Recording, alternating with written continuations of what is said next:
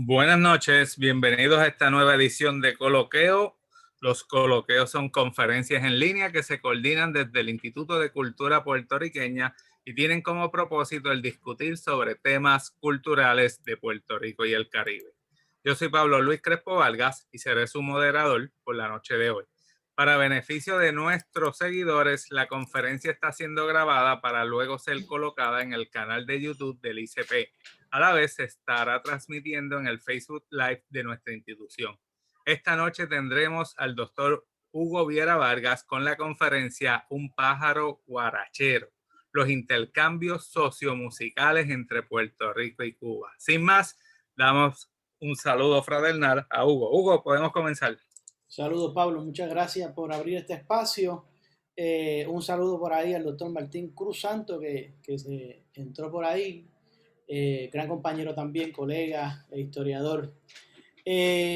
Hoy vamos a trabajar. Esto es un trabajo incipiente en algunos aspectos, otros ya los había trabajado, lo había presentado anteriormente, así que lo tomo como un foro, ¿verdad? Para desarrollar algunas ideas que estoy trabajando sobre estos intercambios musicales entre Puerto Rico y Cuba, que llevo pensándolos hace mucho tiempo. Así que le puse un pájaro guarachero, porque, ¿verdad? Tomando como metáfora la guaracha, género por excelencia muy cubano, muy puertorriqueño también.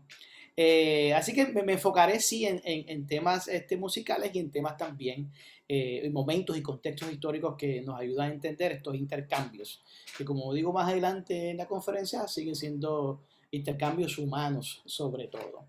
Déjame empezar con dos citas, una del músico Jesús Chiquitín García, lo entrevistó el doctor Gustavo Batista en 1985 como parte de un proyecto del Instituto de Cultura puertorriqueño.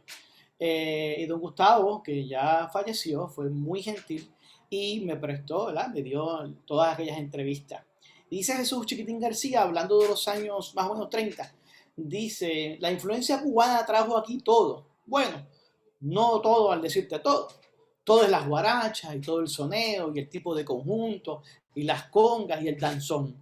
Eso dice, hicieron cita, eso es lo que dice Jesús Chiquitín García en 1985, ¿verdad? Recordando esos años 30.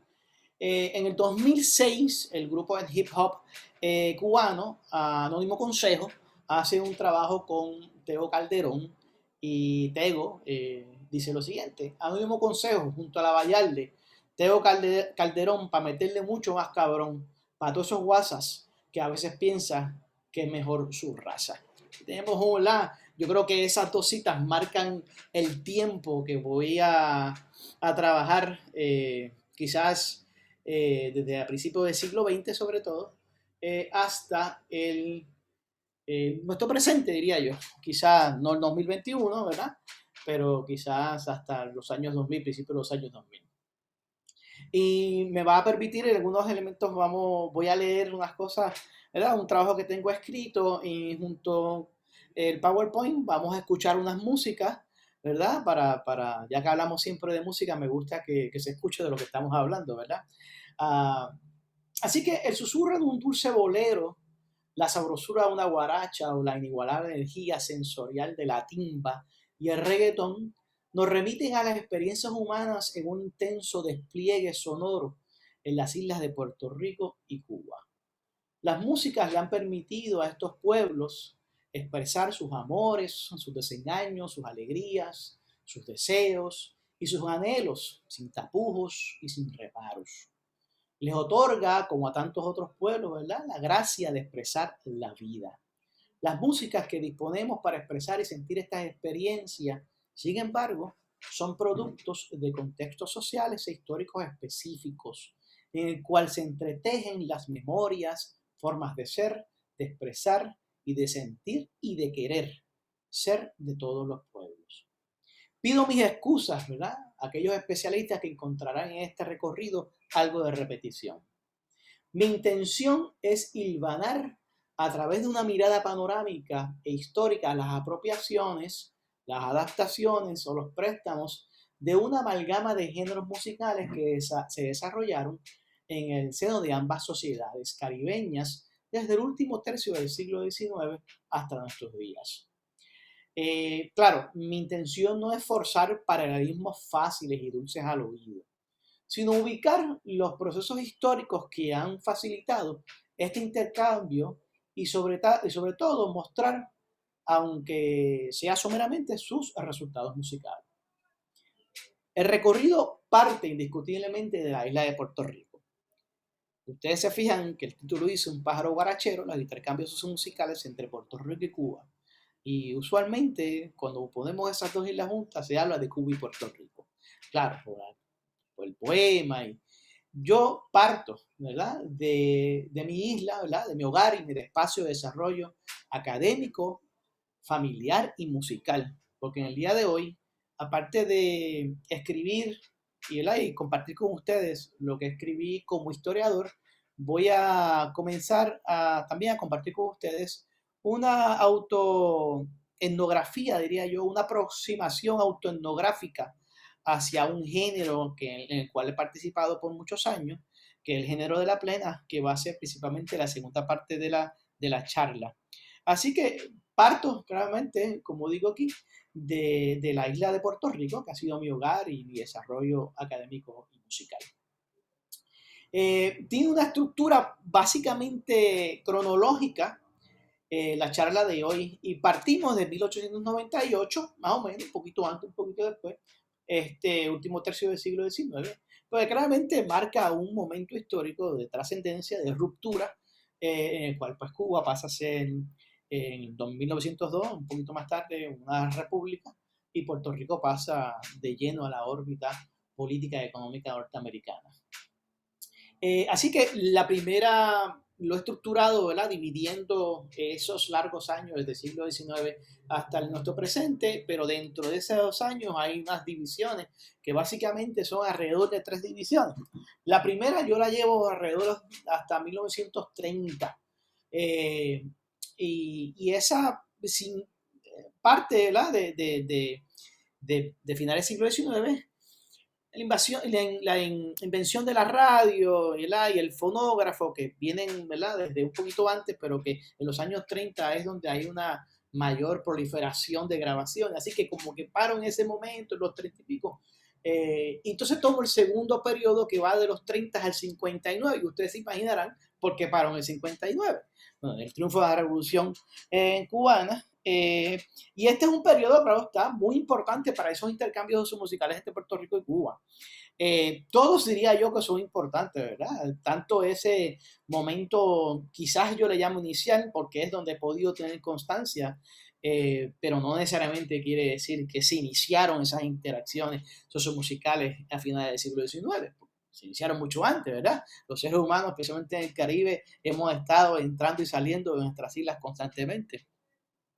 Esos años del 30 a 59 son muy fructíferos en términos musicales, y tenemos que triangularlo, ¿verdad? Con la ciudad de Nueva York, sobre todo, que es donde hay una cantidad significativa de grabaciones y donde hay un quehacer musical de suma importancia para la música puertorriqueña y para la música cubana. Sin embargo, no le voy a dar tanto énfasis a ese periodo histórico, para poder pasar y hablar sobre estos intercambios fuera del aspecto comercial. Y ahí está el detalle. Ese periodo del 30 a 59 es sumamente importante porque es muy fructífero en términos de intercambio, pero mi enfoque no es necesariamente en esos intercambios comerciales que se dan. Y cuando digo comerciales, son bandas que graban, que tocan en diferentes espacios en la ciudad de Nueva York, en La Habana misma y en Puerto Rico, todo ese momento histórico de los 40 y 50, de los hoteles en Puerto Rico, de las grandes orquestas, que es sumamente importante, y se desarrolla un gusto también por la música cubana, y a la misma vez, ¿verdad? La música cubana no es de ese momento, sino bien anteriormente, simplemente es una mayor exposición, diría yo, y una mayor interacción que se plasma en el disco, y ese es el otro asunto, ¿verdad? Que lo podemos ver en el disco, porque anteriormente esos intercambios que se daban a principios del siglo XX, finales del siglo XIX, ¿verdad? Quedan poco constatados, no están grabados del todo, aunque sí, claramente yo, como he trabajado tanto con una colección, que sí podemos escuchar algunas de estas intercambios y podemos escucharnos. Luego de eso, pues paso a la última etapa, que diría yo que comienza en el 59-60, bueno, luego del bloqueo que le establece los Estados Unidos, que le impone los Estados Unidos a Cuba, que quizás enfría un poco, ¿verdad? Las relaciones, tanto políticas como económicas, y nosotros los puertorriqueños, por la imposición de la ciudadanía norteamericana, pues no pudimos continuar ese intercambio tan libremente, ¿verdad? No es que no se dé, pero tan libremente como se daba anteriormente. Así que en este momento los vaivenes musicales que se daban en antaño se enfrían un poco, claro está.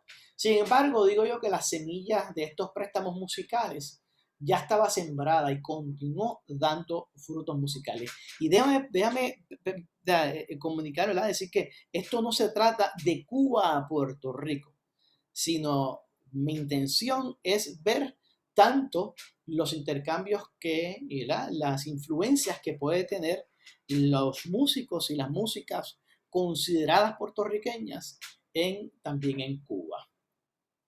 Estos préstamos musicales de los que estoy hablando oscilan tanto en géneros como en estilos que han tenido apoyo musical apoyo de la industria musical, pero también como aquellos otros que han subsistido y de hecho han aflorado sin ningún apoyo comercial o de la industria de las grabaciones o del Estado, simplemente se han mantenido como parte de estos intercambios que comenzaron en el siglo XIX. Eh, hay unas preguntas que a mí ¿verdad? Que van a guiar en cierta medida esta charla. ¿Por qué ha existido esta afinidad tan intensa y fructífera y sobre todo persistente entre ambas islas en diversas coyunturas históricas? Que esa es la parte interesante, ¿verdad? Porque nosotros no podemos hablar de Cuba y Puerto Rico de un pájaro son las dos alas cuando claramente las condiciones económicas, sociales, la experiencia política de ambas islas tomaron caminos diametrales en un momento dado en la historia y todavía, ¿verdad? Aunque sí estuvimos bajo la sombra y continuamos en caso de Puerto Rico por la sombra norteamericana, bajo la órbita norteamericana, claramente tomamos caminos que fueron divergentes. Sin embargo, a pesar de que esos caminos fueron divergentes a nivel político, a nivel económico, persistió una afinidad musical, diría yo, bastante intensa y bastante única, ¿verdad? No quiere decir que se den estas iteraciones con otros países. Claramente nosotros hay un aspecto que no se ha explorado suficiente y nuestra relación continua con la República Dominicana y con la migración dominicana a Puerto Rico de los últimos quizás 40, 50 años, que claramente nosotros los que nacimos en los 70 fuimos merengueros en todos los 80 y nuestros bailes y nuestros disfrutes eran con los quisqueyas. O sea, eso tampoco se puede eliminar del panorama, sigue siendo parte de nuestra realidad.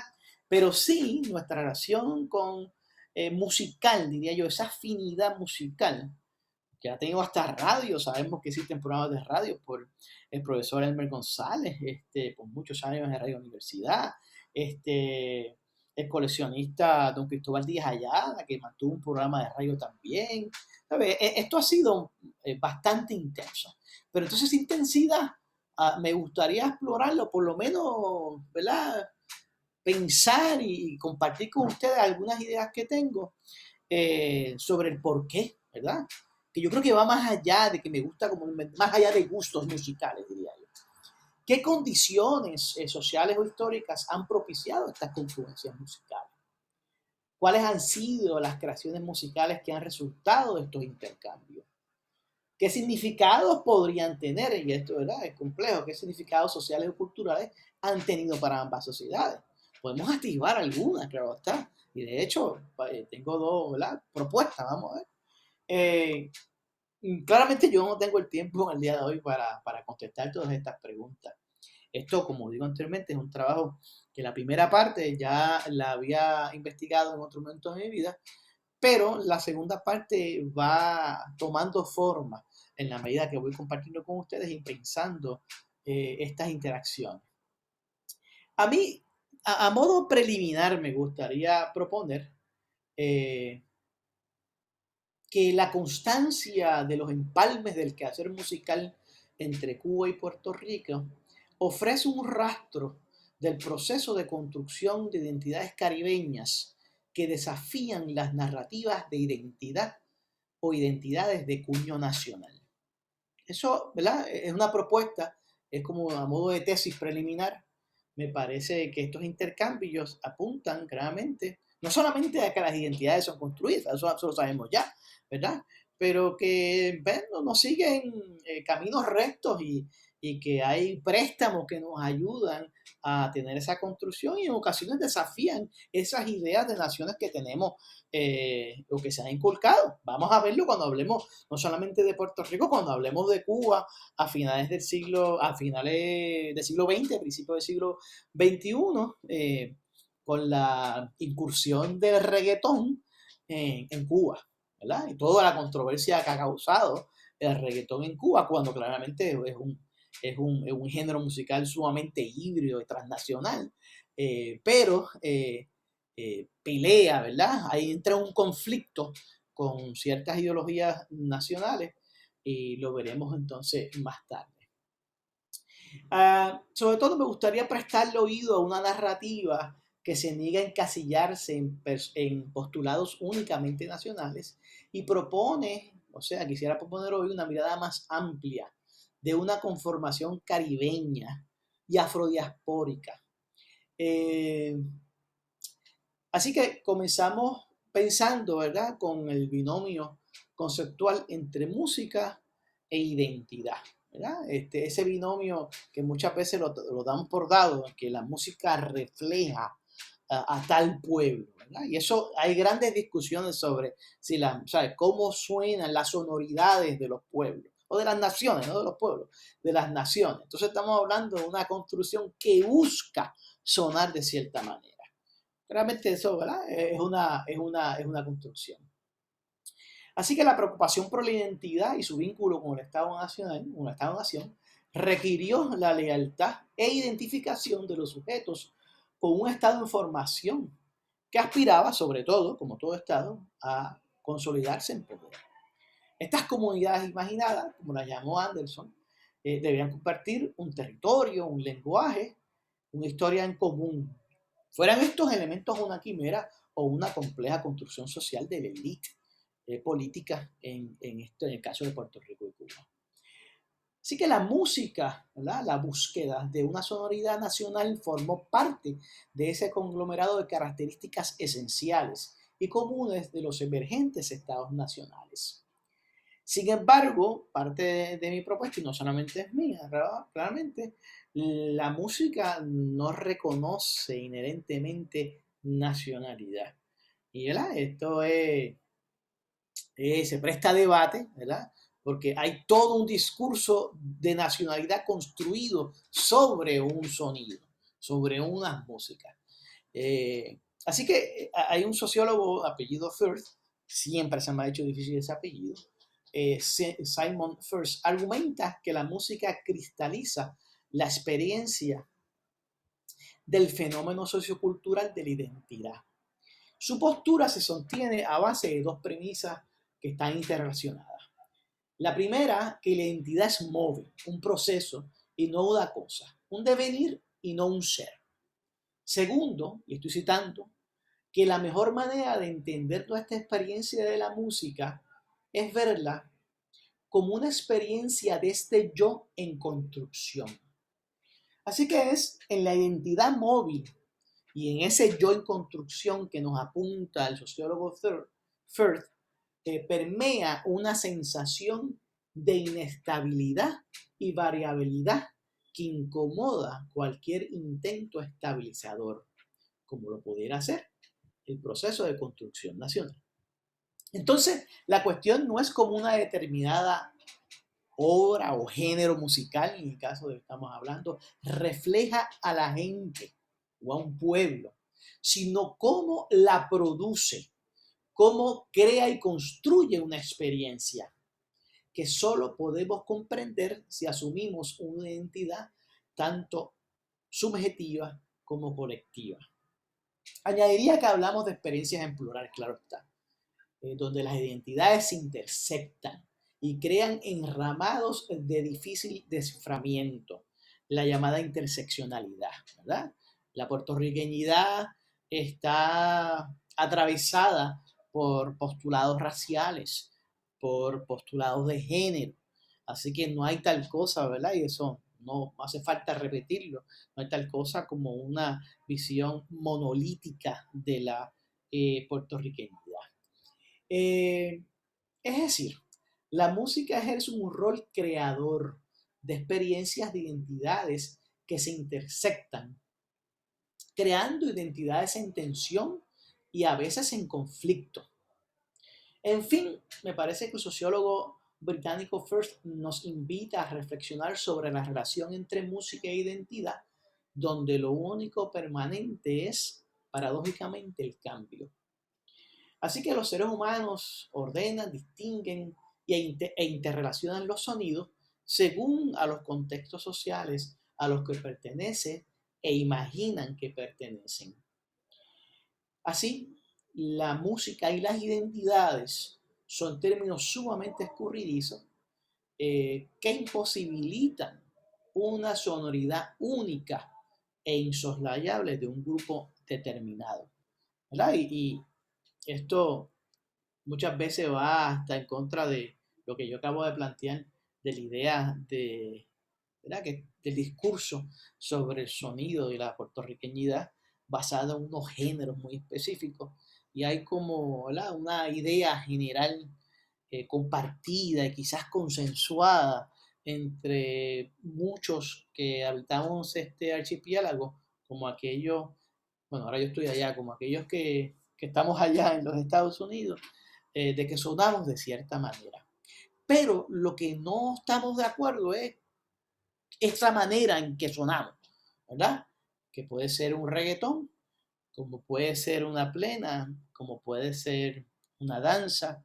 Así que es bien complejo tú acuñarle un sonido una música a una nacionalidad. Vamos a empezar con ese primer periodo que les mencioné. Eso era parte de la introducción para ubicarnos quizás teóricamente y proponer, ¿verdad?, la idea de que, ¿verdad?, de las construcciones y de esos falsos asentamientos, diría yo, entre la música y las identidades nacionales. Este primer periodo de 1898 a 1930, y aquí me van a permitir disculpar a aquellos que me han escuchado anteriormente, porque vuelvo y trabajo la colección del antropólogo John Alden Mason por un momento. Otro aspecto que no había trabajado anteriormente, pero que es significativo e importante para comprender estos intercambios sociomusicales.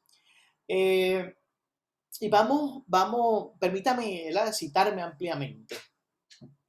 El proceso por el cual se fue conformando la música popular en el Caribe, y déjame aclarar ese aspecto, cuando hablamos de estos intercambios sociomusicales debería ponerle el apellido de popular, porque estoy hablando de música popular, no necesariamente de música de consumo de masas, ¿verdad? Pero sí música popular que está vinculada a las capas populares de ambos países. Pues las músicas populares en el Caribe han estado matizadas por vaivenes de ciclos económicos, coloniales, de guerra, que muchas veces no tienen que ver con la región, pero sobre todo por las constantes migraciones e intercambios de personas en y fuera del Caribe o del área caribeña. Así que empecemos a ver si hablamos de estos intercambios entre Cuba y Puerto Rico o entre Puerto Rico y Cuba. Vivían puertorriqueños en Cuba a principios del siglo XX, finales del siglo XIX. Hay trabajos historiográficos, hay trabajos que me anteceden a mí, que claramente constatan y evidencian las migraciones de puertorriqueños a Cuba, la participación de puertorriqueños en las guerras de independencia de Cuba, las colaboraciones de puertorriqueños con los movimientos políticos cubanos, tanto en La Habana como en la ciudad de Nueva York, ¿verdad? Sotero Figueroa, Pachín Marín, trabajaron como parte del Partido Revolucionario Cubano en un momento dado a finales del siglo XIX. Tenemos lectores, eh, tabaqueros que trabajaron en Ybor City, lo que hoy día es Ybor City, que es Tampa. Así que sí, claramente tenemos esa constancia, esa evidencia. Yo creo que no es necesario recalcarla nuevamente. Pero claro está, existen los censos que nos ayudan muchísimo los historiadores para darle un poquito más ¿verdad? De una evidencia más contundente de que existían. ¿Y por qué lo digo? Porque no es únicamente esos individuos, ¿verdad? Que son reconocidos históricamente, como los nombres que acabo de mencionar, sino también, y lo que me interesa acá destacar, es que son gente que fueron a trabajar a diferentes localidades en Cuba, que quizás no se involucraron en la guerra, quizás llegaron después cuando Cuba ya era una república y trabajaban en centrales azucareras, en minas, en diferentes espacios. Ese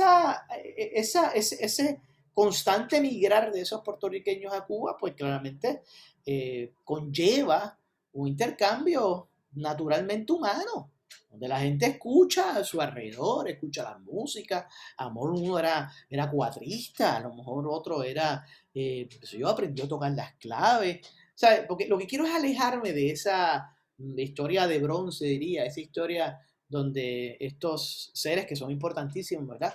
En la historia, para marcar los cambios, con mucha agencia, pero cuando hablamos de música popular, estamos hablando de cambios abruptos, estamos hablando de quizás de cómo se van permeando y cómo esas fronteras ¿verdad? Son porosas, ¿verdad? Entre los seres humanos, y nosotros vamos hasta cambiando nuestra forma de hablar, en lo que escuchamos, ¿verdad? Y se da en ese interactuar diario, en esa vida cotidiana. Eh, por eso, ya entre 1901 a 1905, el demógrafo cubano Armando Fernández Soriano encuentra que en Cuba hay unos 2.111 puertorriqueños, ¿verdad? Pocos puertorriqueños en comparación con la población cubana en aquel momento, laborando en minería, como les dije anteriormente, y en centrales azucareras. También debemos mencionar que hubo cubanos que vivían en Puerto Rico a principios del siglo. Ya no se diga, ¿verdad?, de músicos y que el doctor Noel Allende tiene un trabajo que se llama La Habana, se me olvidó la otra parte, pero por ahí lo tengo, donde constata y nos evidencia muchos de los músicos puertorriqueños que estuvieron trabajando en Cuba, pero también otros cubanos que estuvieron trabajando en Puerto Rico. Así que esos primeros años del siglo XX y la inmigración de trabajadores puertorriqueños a Cuba nos permite ver, o déjame recalcarlo, una intensa relación cultural entre ambas islas, ¿verdad? Nuevamente, difícil en ocasiones de constatarlo a través de un documento específico, ¿verdad? Pero me parece que podemos sugerir e inferir de los números del censo, de que si tú eras un puertorriqueño viviendo en Cuba, a menos que tuvieras un problema de índole, ¿verdad?, biológica, no pudieras escuchar, vivías inmerso en un espacio donde había un tipo de musicalidad y tú eras parte de eso, ¿verdad? Eras músico o no fueras músico. A la misma vez vemos que yo hace unos años estuve en Cuba haciendo investigación y pude también constatar, ¿verdad?, que en Puerto Rico hubo una pequeña migración de cubanos que no necesariamente eran cubanos, que eran cubanos principalmente que trabajaban en tabaco y en otras áreas, muy poco, pero sí existieron y hay un documento interesantísimo que habla los cubanos pidiéndole al Domingo Capote que era el primer ministro el secretario de Estado en Cuba, que trasladaran, ¿verdad?, a los cubanos que estaban en Puerto Rico a unas condiciones sumamente paupérrimas a la isla de Cuba. O sea, que nos dice es que sí, había unos cubanos en Puerto Rico que trabajaban y que vivían quizás en pobreza o en condiciones muy paupérrimas.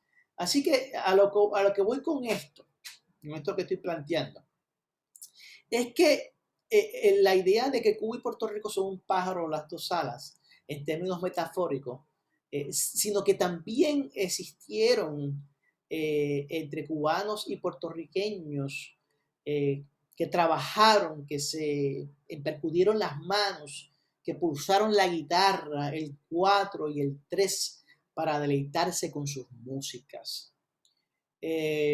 Así que estos documentos y esto que le estaba comentando en estos momentos de esa presencia de ambas comunidades en ambos lugares nos ayuda a ver, ¿verdad? Y entender el nivel de interrelación pueblerina, que es la raíz misma de la música popular. Por eso es la importancia ¿verdad?, de demostrar y evidenciar de que existía ese movimiento a nivel de las capas populares en Puerto Rico y en Cuba.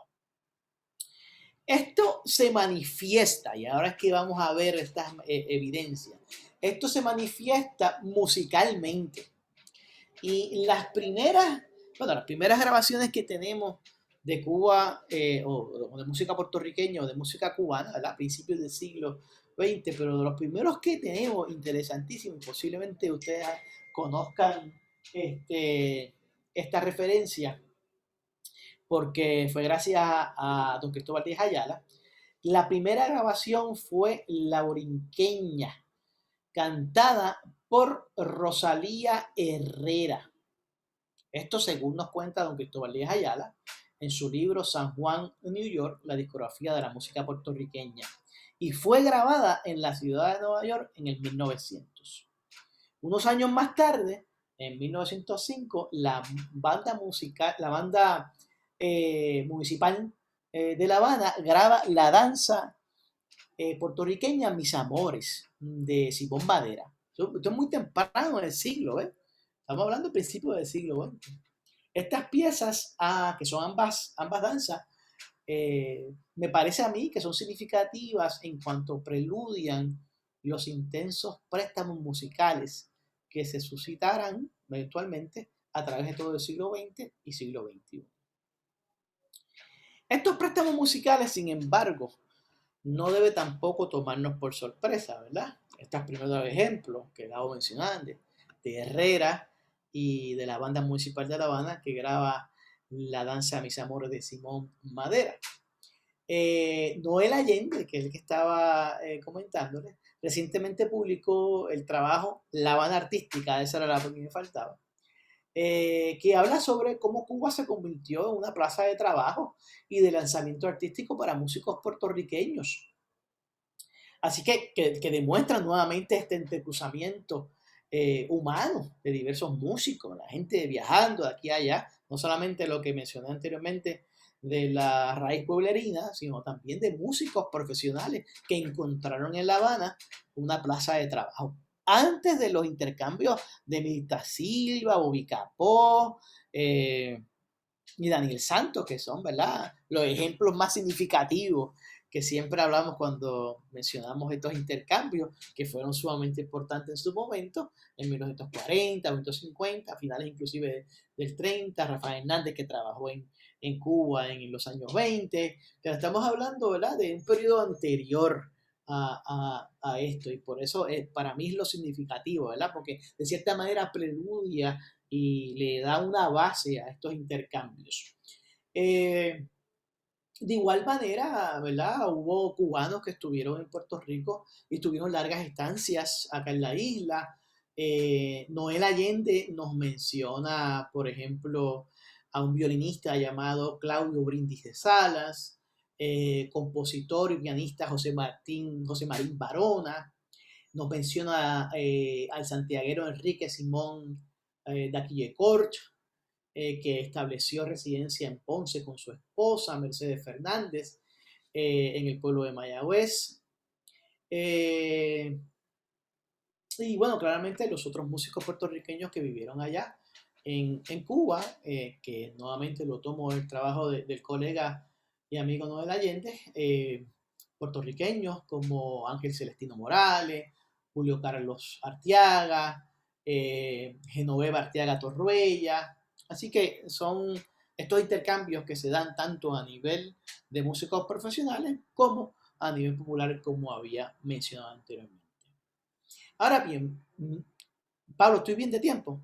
Discúlpame que Sí, creo sí, que sí. continúa, estamos bien. Gracias.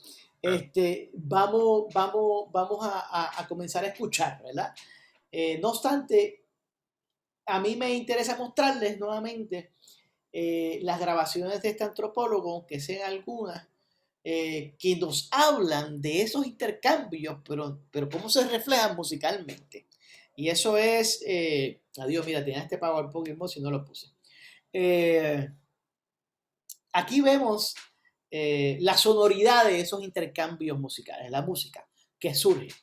Eh, ¿Por qué es importante, verdad, verlo en el contexto amplio de este siglo XX, verdad? Porque esta colección, que me gustaría eventualmente compartirla, ¿verdad? Y me parece que podríamos tener un proyecto hermoso de que esté disponible para que la gente pueda escucharla, porque son de las primeras músicas grabadas no comerciales en Puerto Rico en 1914 y 1915 y no se ha hecho mucho con ella. Eh, Me parece que es importante porque es anterior al éxito, ¿verdad? Y a los intercambios comerciales que se dan en los años 30, que es posiblemente lo más que se conozca de estos intercambios. Se conoce muchísimo de Rafael Hernández, de don Pedro Flores, y de Johnny Rodríguez, ¿verdad? De Plácido Acevedo, que en los años 30 y 40 estaban tocando guaracha, hicieron sextetos, hicieron tríos, claramente hay un intercambio ahí musical, pero aquí estamos hablando de un periodo anterior de gente y músicos y personas que no se dedicaban a la música, pero que decidieron, que escucharon y que plasmaron las músicas cubanas en Puerto Rico, tanto por su temática como por los géneros, música cubana. Y esa es sumamente interesante. Pero no es lo único, ¿verdad? Eh, yo no quisiera detenerme tantísimo en la colección. Hay publicaciones mías disponibles que pueden, ¿verdad?, consultar. Y ahí hay un catálogo que se publicó en la revista del Conservatorio de Música. Pueden consultarla. Lamentablemente las músicas, ¿verdad? La colección todavía no está accesible al público en general, aunque se encuentra en el archivo de música tradicional de la Universidad de Indiana. A esta colección yo le he dedicado muchísimos años, así que no quisiera continuar, pero tengo que recorrer a ella nuevamente para ejemplificar y evidenciar estos intercambios en esa base pueblerina que estoy hablando, porque la vamos a ver más tarde en Puerto Rico mismo.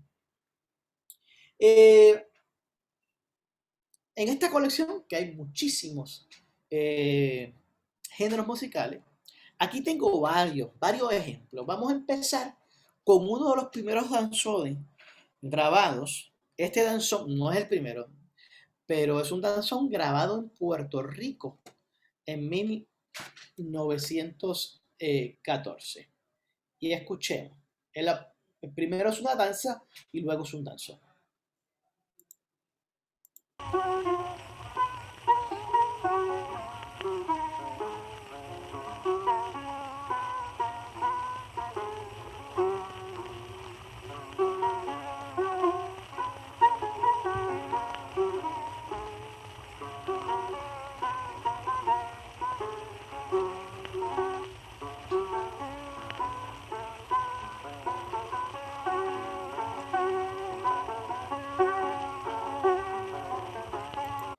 El que conoce danza puede saber que eso, si no me equivoco, es Alma Sublime de Juan Borel Campo.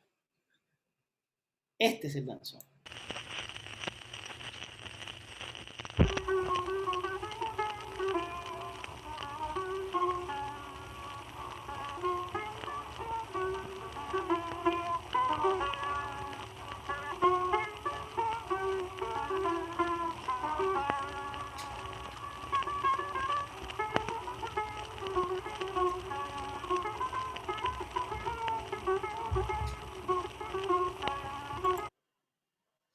Ese es el danzón, grabado en Coamo en 1914.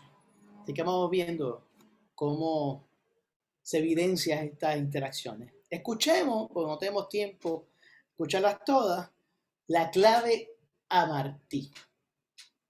Los coros de clave se desarrollaron a finales del siglo XIX en los barrios marginados de La Habana, de Matanza.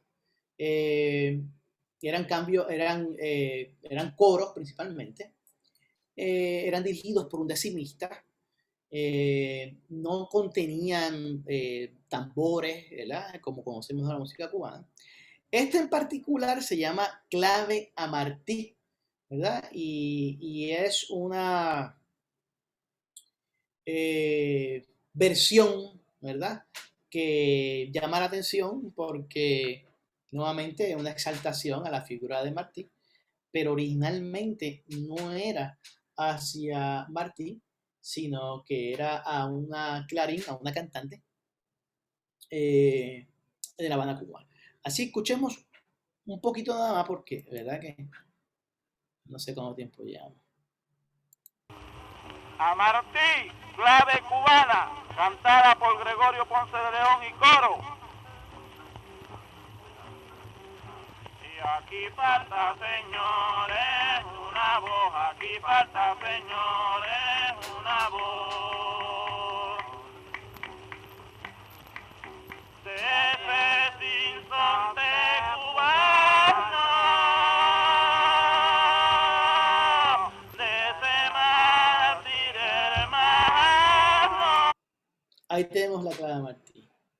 Ahora, permítame escuchar a la bandera cubana. Cinco frases verás, niña, con un triángulo punto de la estrella que brilló en mi Cuba en la campiña. Precura que no destiñan ninguno de sus colores. Que cubanos trovadores cantan la luna latente, mante tus hijos y oriente a tus pies regaron flores. Decía ella, niña con un triángulo curso, muchas veces es difícil de entender, de la estrella que brilló en mi Cuba, en las campiñas, procura no distinguirla ninguno de sus colores, que no distinga ninguno de sus colores, que cubanos trovadores cantan en la luna latente, mandan a sus hijos de oriente que sus pies regaron flores. Interesantemente, en esa misma canción hay una estrofa dirigida a Puerto Rico. Patria apreciable tesoro por la que siempre suspiro, por la que de amor deliro, lo cual con pasión adoro. Al ver tu desgracia lloro, el corazón se atrofía. Ay, patria, cuánto daría porque cambiaste de suerte para clamar como fuerte Puerto Rico, patria mía. Escucharon esa décima entonces hacia Puerto Rico. Bueno, yo creo que llevo ya una hora. Item number 7, cylinder number 4302, strip A. Strips A and B. Discúlpenme que... Item number 10. Oh, ahí está. Llevo una hora, me imagino que tendré que seguir. Y quiero llamar la atención, ¿verdad? Si dejamos de lado esas piezas de principios del siglo y comparamos sobre todo esas piezas y otras piezas comerciales con las músicas que se grabaron más tarde, entre los años 28 al 40, vamos a constatar un cambio hacia las músicas principalmente cubanas. Si ustedes se fijan en esta gráfica que tengo aquí, que gran parte de la información la tomo del trabajo de don Cristóbal Ayala, que hace un trabajo sumamente detallado de las grabaciones de ese tiempo, vemos que la danza tiene un 40% del repertorio principalmente grabado en aquel momento. Las canciones, que ¿verdad? Un preludio, ¿verdad? Esas canciones románticas sobre todo, tiene un 26%. Los boleros, es importante, los boleros tienen alrededor de un 7%, ¿verdad? Les voy a explicar por qué les estoy mostrando eso y compararlo con esta otra gráfica que es de 1929 a 1942. Si ustedes se fijan, tenemos que el bolero tiene un 55% de las grabaciones. Entonces, es un salto, y la danza, por otro lado, pasa a un 2%. Entonces, esta preocupación, Mila, y esto no lo descubro yo. En los años 30 ya había gente, ¿verdad?, escribiendo para el Puerto Rico Ilustrado, diciendo qué es lo que está pasando aquí, ¿verdad? Que de momento la danza perdió ese interés, que la gente perdió el interés por la danza. Bueno, mi planteamiento, ¿verdad? Y esto tiene que ver con ese primer planteamiento, esa primera tesis que propuse en un principio. Básicamente yo estoy planteando que la adopción, ¿verdad?, y la resignificación de las músicas cubanas durante el periodo de los años 30, principalmente entre el 29 y el 40 y pico, responde también a una dimensión afrodiaspórica de raíz popular. Lo que me refiero, y esto, ¿verdad?, quizás no tenga el tiempo para indagar o profundizar lo suficiente, pero las músicas están en un constante conflicto o en tensión con los discursos raciales, ¿verdad? Y lo que quiero decir es que en Puerto Rico la construcción, aquella que estamos hablando de la nacionalidad y de la nación, está atada o vinculada al blanqueamiento de la población. La figura del jíbaro como ese epítome de la puertorriqueñidad, un jíbaro blanco, sí, y eso tendía a silenciar hasta cierto punto las músicas que eran parte de las culturas afrodescendientes en Puerto Rico. En el caso de la adopción de las músicas cubanas, ya habían pasado por un proceso de estilización en los años 30 que muy bien Robin Moore lo trabaja, y cuando en Puerto Rico se comienzan a escuchar, recuerdan como abrí la conferencia hablando de Jesús Chiquitín García, que decía que aquí se escuchaba y que los cubanos habían traído todo, que se escuchaba la CMQ, una radio muy potente de Cuba, pues ya esas músicas habían sido de cierta medida estilizadas y por tanto se hacen mucho más manejables para la élite y los músicos puertorriqueños, en cierta medida las resignifican, las toman, las resignifican y las hacen parte del repertorio puertorriqueño. Yo sé que, ¿verdad?, hay un psicólogo norteamericano que señaló que los puertorriqueños se han apropiado y resignificado de las formas musicales cubanas como símbolos de su propia identidad cultural. Y quizás la música cubana en la colección de Mason apunta hacia un proceso de apropiación y adaptación, toda vez que las piezas se atemperaron también a la instrumentación y al contexto sociocultural puertorriqueños. Por lo tanto, las mismas preludian al intenso intercambio que lo vemos aquí, que se suscitó entre los músicos puertorriqueños y cubanos, principalmente en la ciudad de Nueva York, antes del advenimiento de las nuevas tecnologías de grabación sonora y difusión masiva. Así que el planteamiento que traigo con esta adaptación y resignificación de las músicas puertorriqueñas lo voy a, ¿verdad?, proponer un poquito más claro. Y a mí me parece que la apropiación y adaptación de la música afrocubana, y como digo afrocubana, ¿verdad?, ampliamente definida, fue un índice de la dimensión afrodiaspórica de la identidad puertorriqueña. Completamente debatible, estoy de acuerdo, ¿verdad? Pero a mí me parece que las evidencias que nos presentan las grabaciones, las evidencias que nos presentan las músicas de Mason a principios de siglo, no necesariamente son una imposición de la rentabilidad o de la comercialización de las músicas, de las industrias musicales, sino que responde realmente a un deseo de utilizar, ¿verdad?, las músicas cubanas como parte de ese proceso de construcción de identidad que en Puerto Rico entraba en conflicto con las ideologías raciales. Sé que es sumamente, ¿verdad?, y de momento como que dio un giro lo que estaba hablando, pero me parece que es importante para poder contextualizarla, que es lo que yo he dicho anteriormente, el porqué de esa intensidad de esos intercambios sociomusicales entre Puerto Rico y Cuba. Si ustedes se fijan, yo no estoy únicamente hablando de los aspectos musicales y le añado sociomusicales, porque responden a esos contextos que son tanto geográficos, ¿verdad? En el caso de Cuba y Puerto Rico como islas geográficamente particularmente separadas, pero también sociomusicales porque están en conversación con discursos de construcción nacional, en el caso de Cuba y Puerto Rico en estos momentos, ¿verdad? Y por eso es que le añado ese sociomusicales, no es necesariamente o únicamente musicales. Yo quisiera pasar, ¿verdad? Ya llevo 1 hora y 7 minutos, quizás, o sea, acercándome 1 hora. Yo quisiera pasar, ¿verdad? Porque me interesa y va a haber un salto temporero, en tiempo, perdón, entre 1940 y pico a quizás los años 70. Yo no quiere decir que ese periodo no sea importante, ese periodo es importantísimo, ¿verdad? Es el periodo y creo que podemos comentar sobre varios aspectos, ¿verdad? Pero uno que quisiera comentar es sobre la salsa. Realmente ha sido uno de los géneros que ha tenido grandes discusiones, ¿verdad? Y debates sobre si la salsa es cubana o puertorriqueña, ¿verdad? No voy a entrar en eso en estos momentos, pero sí la salsa tiene una base en el son, ¿verdad? Y eso no es discutible.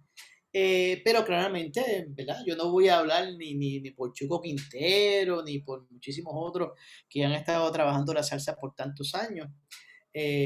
Don César Miguel Rondón y otros, hay muchísimos que han trabajado la salsa, pero claramente ahí en la salsa se cristaliza también esos intercambios entre cubanos y Puerto Rico, no en los años 60 únicamente, proviene de años anteriores, pero en los años 60 y 70 pues claramente sabemos que ocurre y tiene un boom.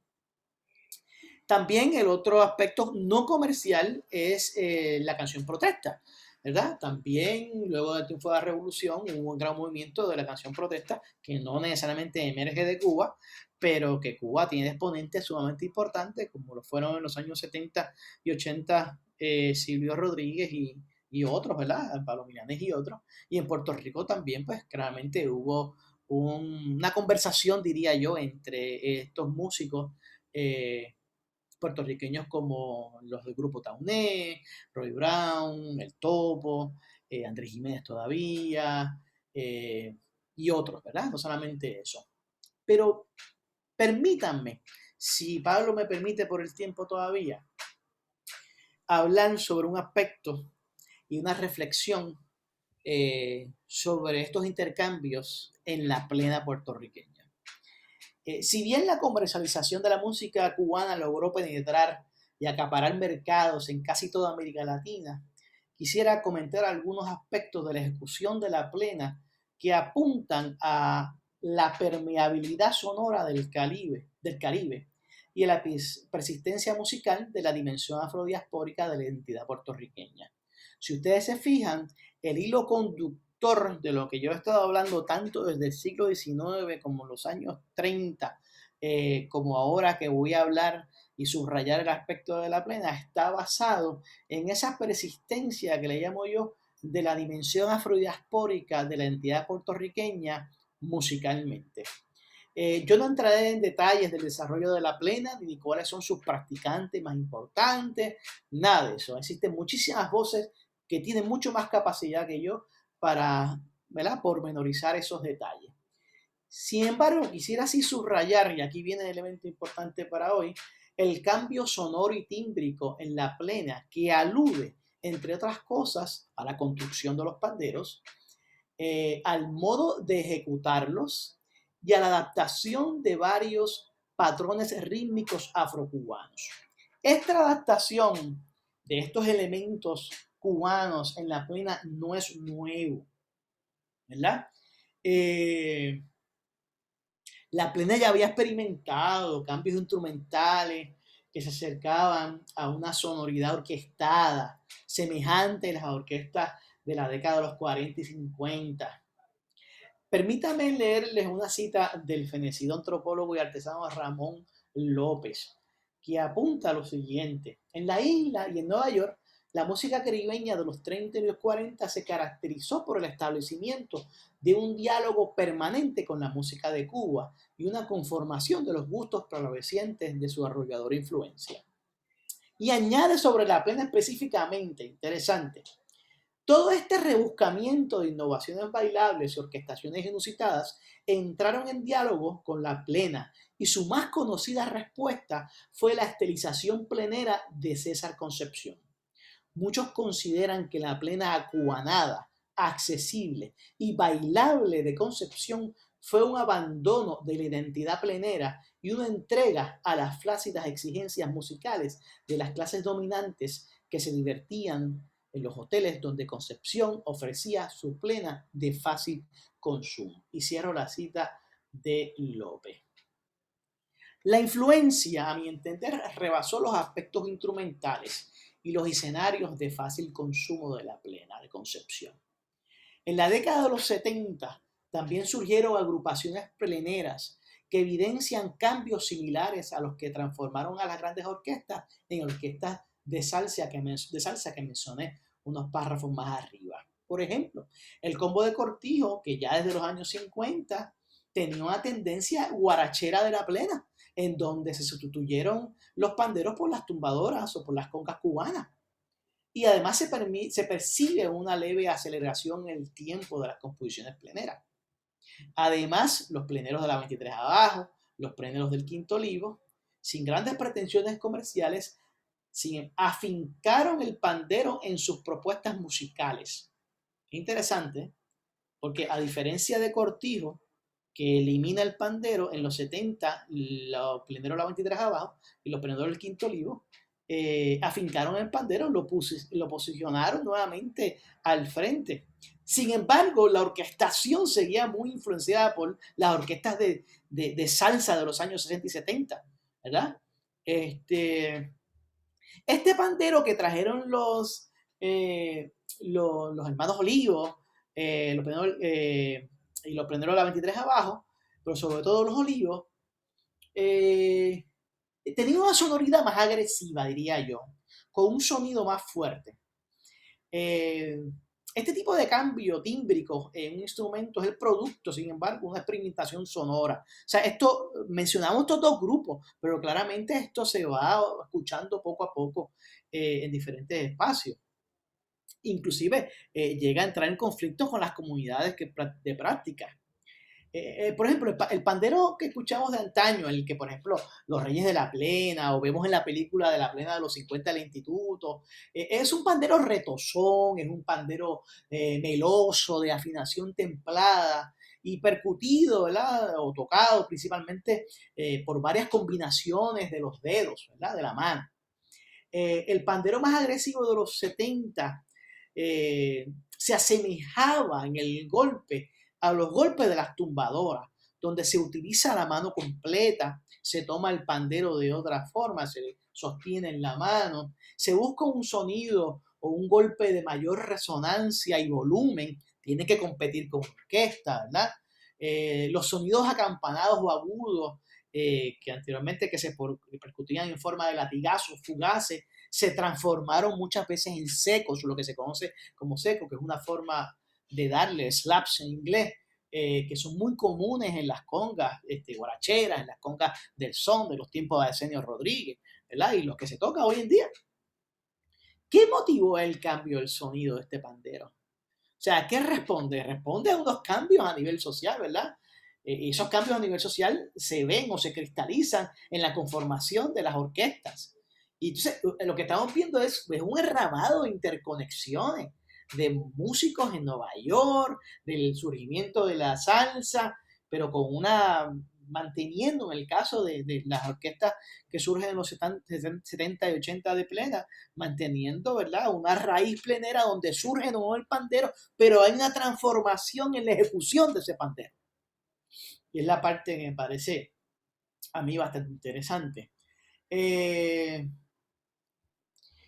No solamente eso, a mí me parece también que utilizaron el pandero de una forma protagónica, pero añadieron panderos también. Y vuelvo, déjame ser bastante ¿verdad? Claro con esto. Mi intención no es buscar quién fue el primero que tocó de esta manera, quién fue el primero que añadió el tercer pandero. Me parece que sí, que en cierta medida es importante, pero a mí me interesa saber, ¿verdad?, los significados, el porqué, esos contextos que permitieron estos intercambios. Y sobre todo lo que estamos viendo aquí es una reapropiación, una resignificación de sonidos, que es el sonido que se tocaba en orquestas de salsa, en guarachas, en el sonido de Rey Barreto, en ese seco, transformado un pandero. La gente puede decir, bueno, pues un sonido, pero ¿qué pasa? Pero ¿qué pasa? No, ahí es que estamos hablando de esos intercambios que rebasan, y vuelvo a remitirme a ese espacio, a esa propuesta inicial, que rebasan los aspectos de construcción nacional.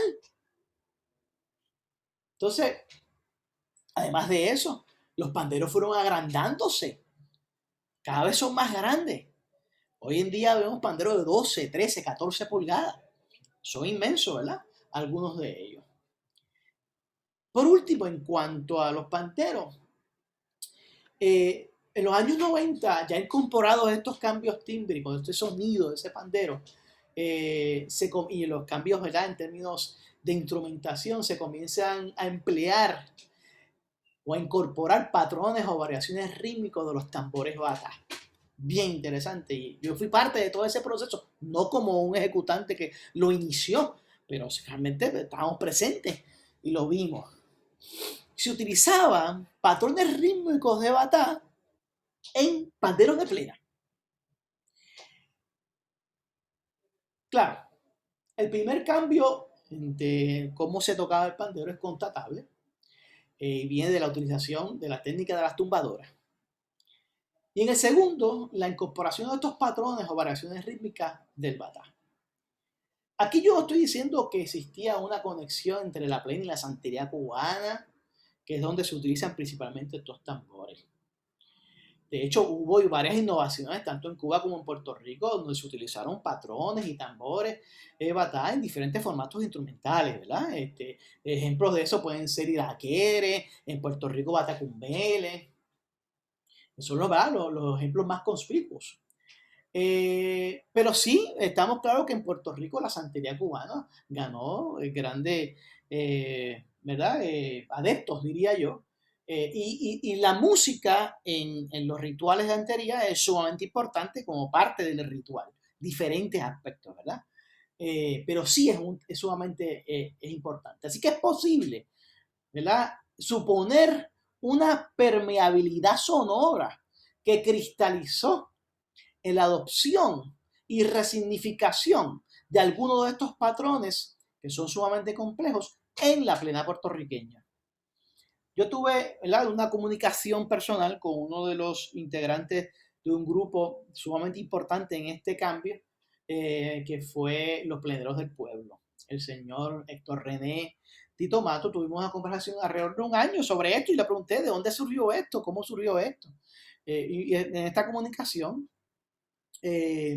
claramente, junto a otros compañeros como Félix Díaz, Richard Martínez y otros músicos, Jonsi, algunos de ellos practicaban la religión, santería, y estaban buscando, sobre todo la contestación que me dio Matos, estaban buscando ampliar los sonidos, buscar otros sonidos que lo enriquecieran a la plena. Pero puede preguntarse uno, ¿verdad?, ¿por qué esos sonidos en específico que vienen de la isla de Cuba atados a la religión de la santería? A pesar, claramente, que estamos en el momento del deshielo en 1960, donde ya no había unas relaciones comerciales ni políticas entre Cuba y Puerto Rico por el bloqueo impuesto por los Estados Unidos. Entonces hay una persistencia, vuelvo a lo mismo, de esta dimensión afrodiaspórica de la puertorriqueñidad que se refleja en la resignificación de las músicas, pero en este caso que estoy hablando específicamente es un ejemplo más de las músicas no comerciales. Déjeme ponerle aquí un ejemplo, ese Batacumbele. Déjame ponerle un ejemplo de lo que estoy hablando específicamente.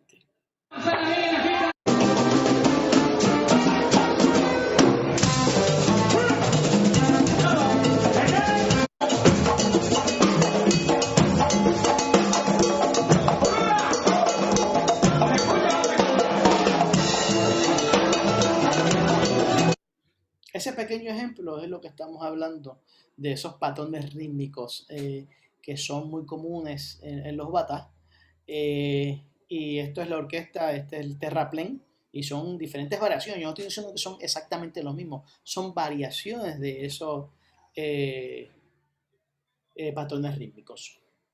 Yo quiero, ¿verdad?, me hubiese gustado, ¿verdad?, incursionar en la rumba cubana en Puerto Rico, que es otro aspecto sumamente importante e interesante, porque estamos hablando del desarrollo de unas músicas no comerciales también, en donde los puertorriqueños incursionaron. Aquí tenemos a varios compañeros. Yo creo que está hablando de nuestro espacio musical. Rosado. Vamos a rumbear. Y esto era un ejemplo, no voy a entrar con esto. Pablo, ¿cómo estoy de tiempo? Bueno, ya son las 8:17, te puedo dar 5 minutos adicionales y... Sí, perfecto, porque yo quisiera, lo último que quiera es volver a Cuba. Yo quiero volver a Cuba para recalcar el asunto de la relación que tienen las músicas con los discursos nacionales, ¿verdad? Y es la discusión y el conflicto que ocasionó la adaptación o adoptación del reggaetón en Cuba. ¿Qué pasaba en Cuba con este asunto? O sea, la incursión del reggaetón en Cuba contraviene la idea de una historia musical nacional y de la falsa idea de impermeabilidad de la música cubana. Contrario a lo que estaba hablando de permeabilidad de la música puertorriqueña, en Cuba hay un discurso un poquito distinto de la impermeabilidad de la música cubana.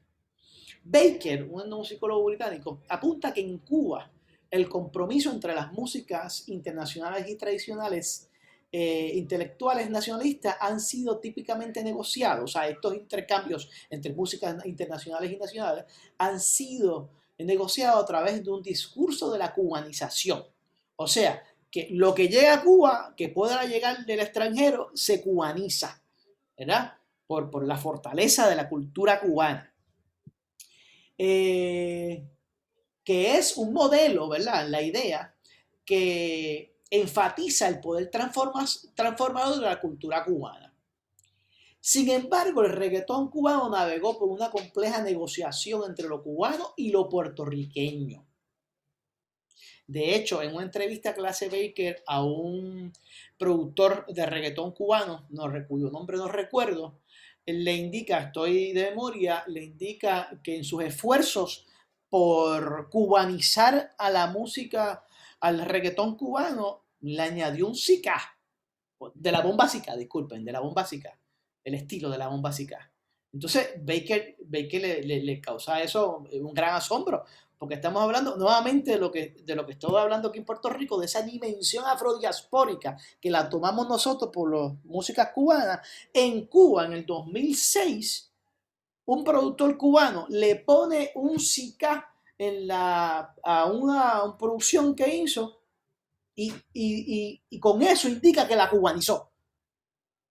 Entonces, es una vuelta interesantísima. Por eso cuando hablamos de estos intercambios hablamos, ¿verdad?, que no es de un solo lado. Y dice Baker que eso que acabo de mencionarle, de esa que utiliza el sica, esto es una muestra de lo complejo que es la idea de la cubanización en la era de la creación musical computarizada, cuando incluso un productor capacitado formalmente y de gran éxito puede considerar que el uso de la percusión puertorriqueña agrega una sensación cubana a esta música. Déjenme, si me permiten, lo último que voy a ponerle es... Estos son ejemplos de reggaetón, pero esta que está aquí. Conmigo no, cógela con Puerto Rico.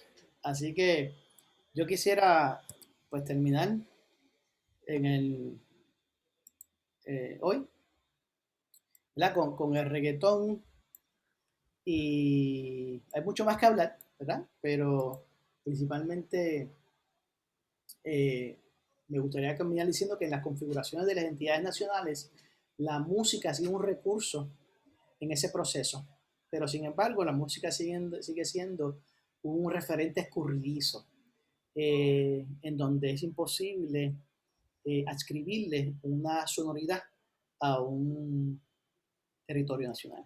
Voy a dejarlo ahí. Yo creo que podemos hablar un poquito más en otro momento. Gracias, Hugo. Excelente exposición, mucha información, muchas preguntas, pero pues el tiempo nos traiciona. Yo sé que vas a estar en otras presentaciones con nosotros aquí en el Instituto de Cultura. Estás trabajando una página web que yo estuve dándole compartir la semana pasada y que es bien interesante sobre la historia de la música en Puerto Rico, y sé que de eso vas a hablar en otro de los programas del ICP. Nada, nuevamente gracias, y aprovecho para anunciar que nuestro próximo coloquio será el martes 23 de marzo a las 7 p.m., cuando tendremos la conferencia La visión y misión evangelizadora del obispo Alonso Manso con Juan Alberto Delgado Negrón. Por lo pronto me despido, y una vez más agradecido de poder compartir con ustedes en estas noches repletas de cultura. Hasta el próximo coloquio. Gracias, Hugo. Mucho éxito. Gracias. Y continuamos promoviendo cultura. Cuídate. Sí, muchas gracias.